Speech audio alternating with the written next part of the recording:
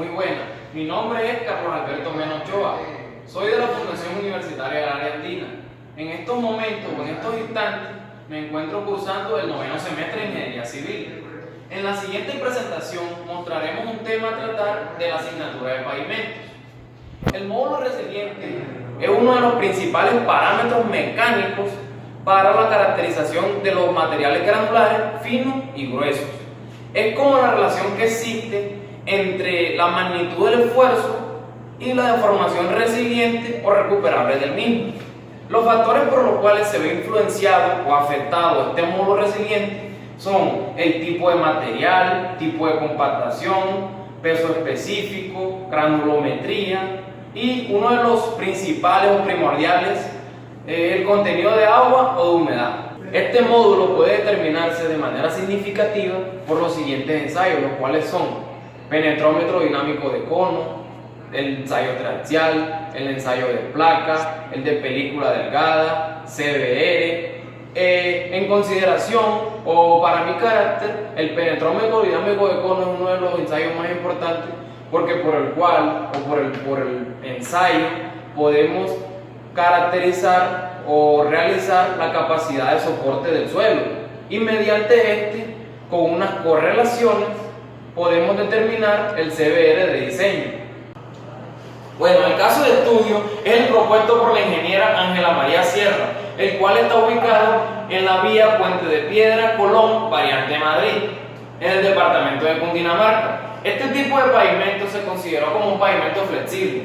¿Por qué? Porque constaba de unas capas granulares. Para el diseño de esta estructura, consideraron un parámetro importante que fue la pluviometría de la zona. En esta se evaluó la temperatura promedio que existe en el departamento de Cundinamarca, que era aproximadamente 15 grados centígrados, y la humedad era más o menos del 61%. A continuación voy a mostrarles, mejor dicho, la estructura de pavimento. Podemos ver que en la parte superior existe una capa asfáltica de 16 centímetros, una base granular estabilizada de 20 centímetros, una base granular estabilizada de 25 y una subbase granular de 25 centímetros. Y por último, la subrasante o el terreno natural donde va a estar apoyado dicha estructura de pavimento. Considerando y mirando los espesores de las capas de la estructura de pavimento, podemos decir dos hipótesis o podemos sacar dos hipótesis, las cuales son: la primera hipótesis es que no contaron con la cantidad suficiente de material para suplir o lograr el espesor de la base, que era de 45 centímetros. Y la segunda hipótesis es que los esfuerzos transmitidos por la carga de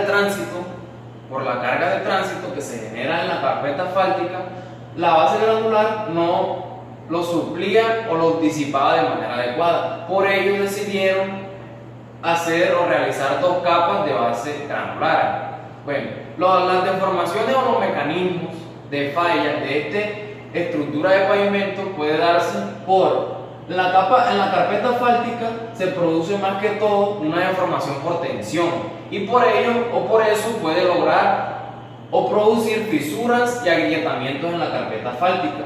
En las capas granulares se produce una deformación por compresión y por eso produce abollamiento en cada capa granular.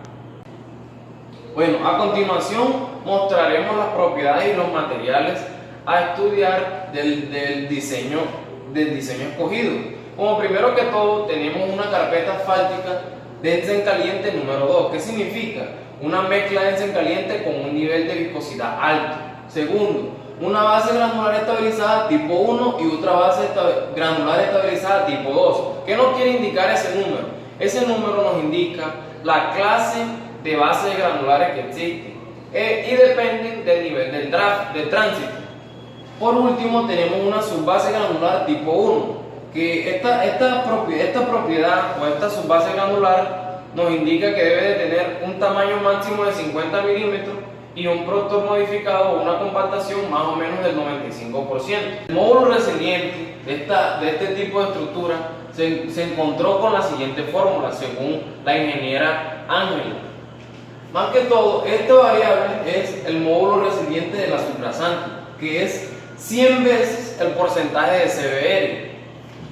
A continuación se mostró el módulo resiliente de las capas granulares, que fue con esta ecuación, que es el módulo resiliente de las capas granulares por la constante K por el módulo resiliente de la subrasante, donde K está en función del espesor de las capas granulares.